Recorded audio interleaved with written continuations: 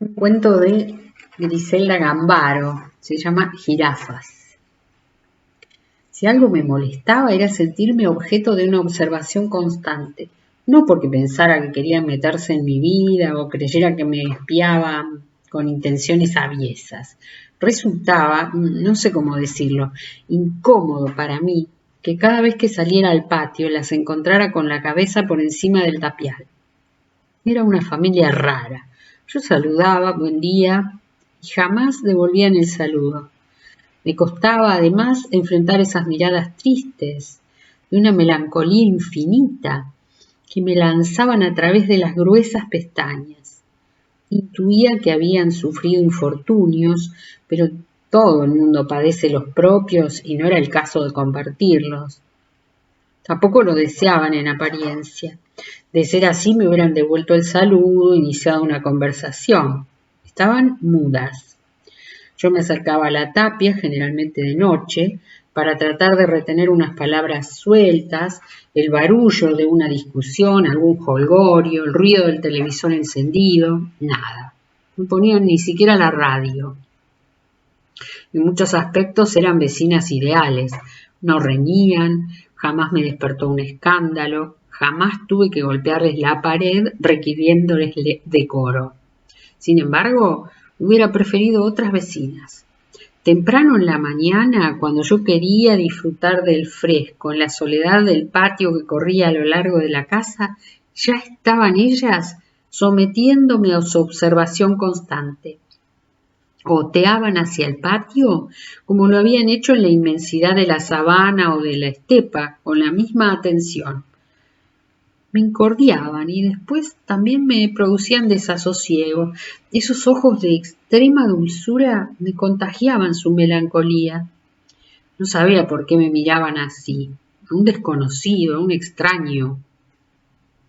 Inexplicablemente yo quería reparar esa melancolía, me sentía en deuda, responsable, como si la hubiera provocado en cierta forma o encerrara un secreto que me concernía y yo fuera incapaz de comprender.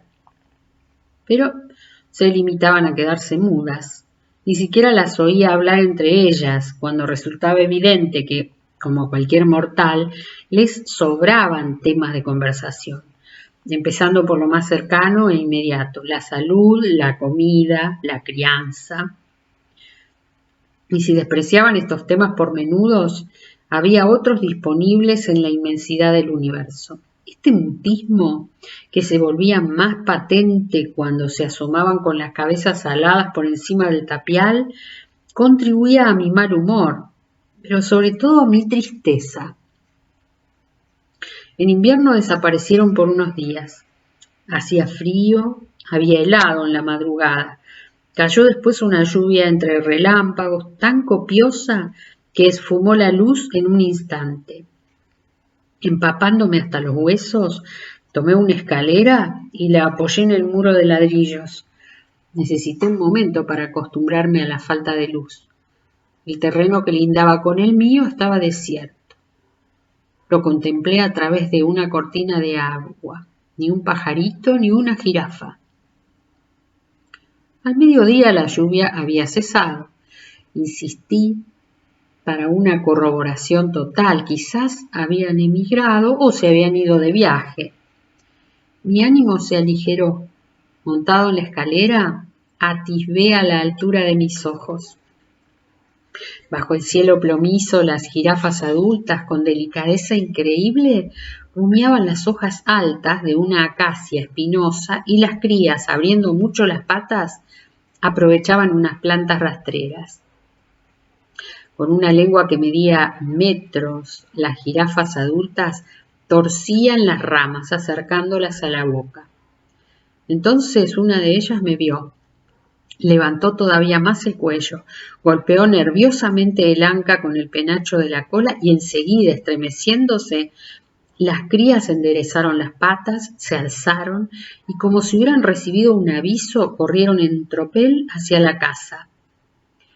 Las otras las siguieron desparramando agua de los charcos. Me sentí despechado.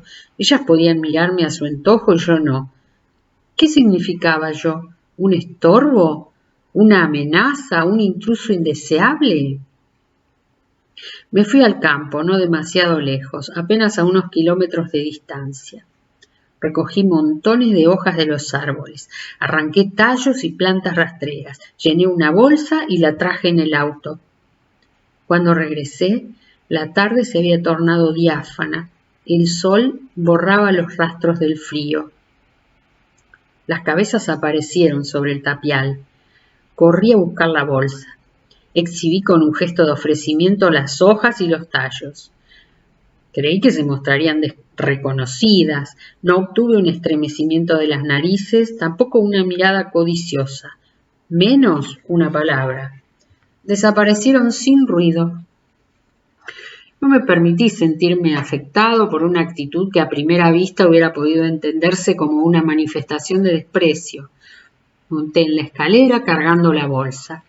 Había ido al campo, había regresado con generosas intenciones y no me resignaba a la frustración.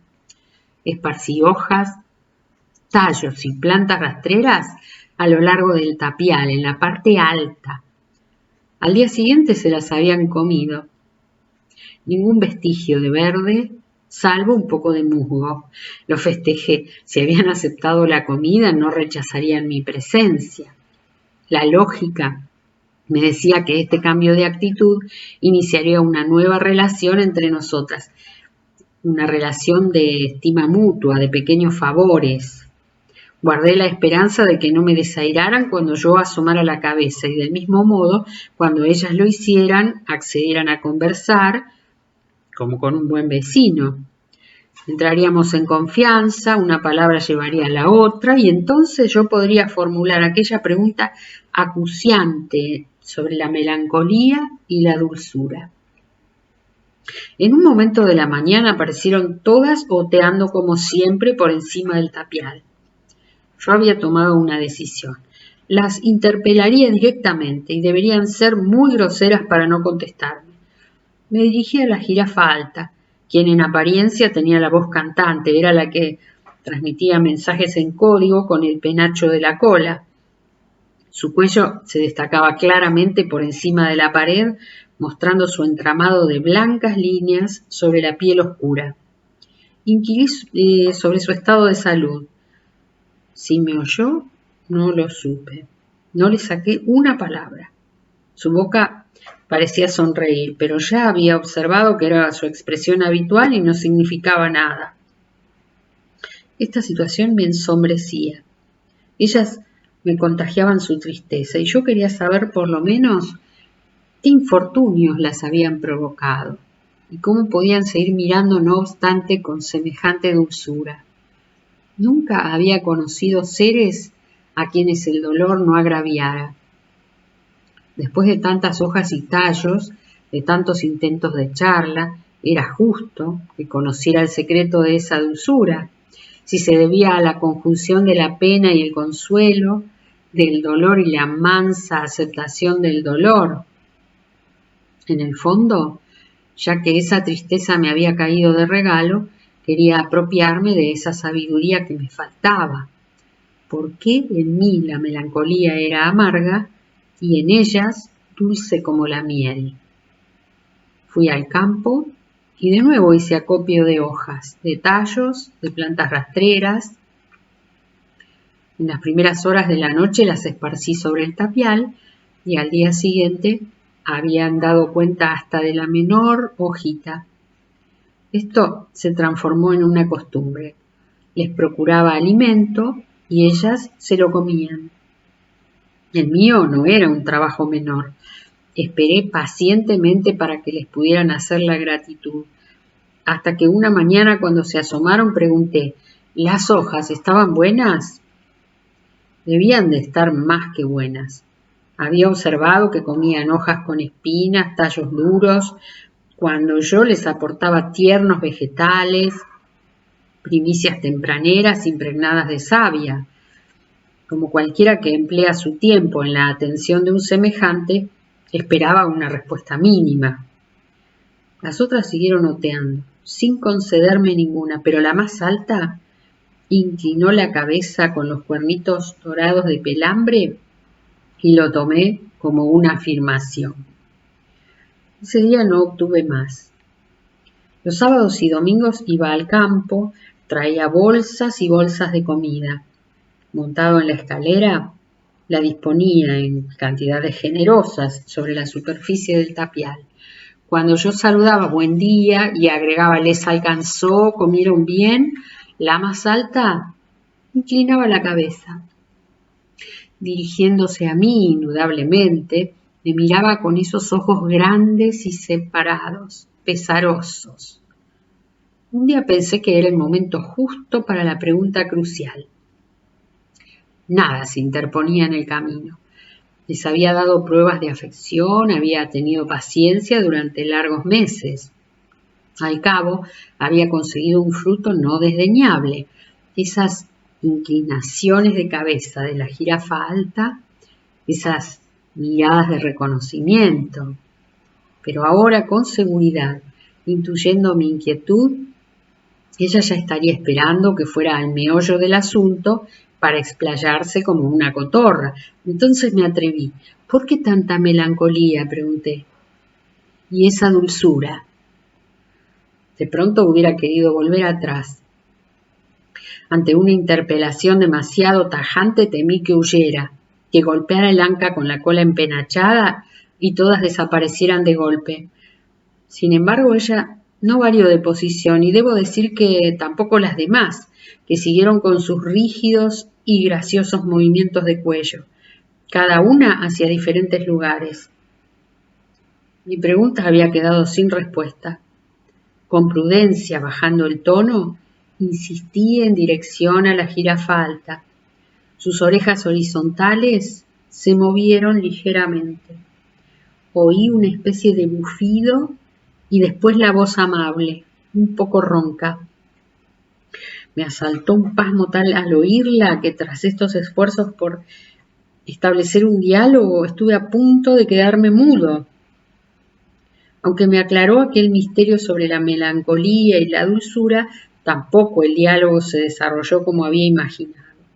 En cierta forma, había tenido todas las respuestas delante de los ojos, incluso antes de que aparecieran las jirafas por encima del tapial. Pero es así, negándonos al sufrimiento, somos ciegos al color de lo evidente. Dulzura, repitió, y guardó un largo silencio. No supe si se había distraído o rehusaba contestarme. Su boca sonreía. ¿Se tiene o no se tiene?, terminó por decir. ¿Nada más? Nada más. ¿Y la melancolía?, pregunté decepcionado. No sé, dicen que se debe a las pestañas, tan gruesas que nos velan los ojos. ¿Las pestañas? Nos dan esa expresión, parece. ¿Solo eso? Solo eso.